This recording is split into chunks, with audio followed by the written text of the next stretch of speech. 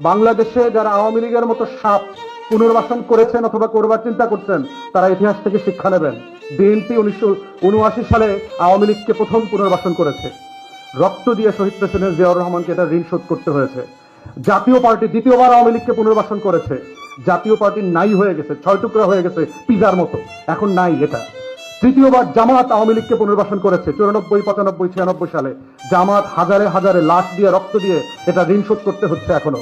চতুর্থবার আওয়ামী লীগকে পুনর্বাসন করেছে 111 সরকার, সিভিল এবং মিলিটারি ব্যুরোক্রেসি। আমাদের টোটাল ব্যুরোক্রেসিকে নাই করে দিয়েছে ভারত এবং আওয়ামী লীগ।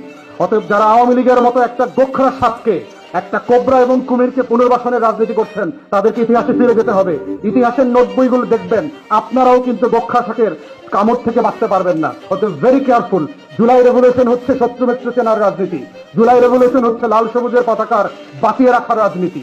এই রাজনীতিটাই হচ্ছে গণ অভ্যুত্থানের স্পিরিট, এবং তার ভিত্তিতে আগামী দিনের এই গণ অভ্যুত্থানের ফরমান লিখিত হতে হবে।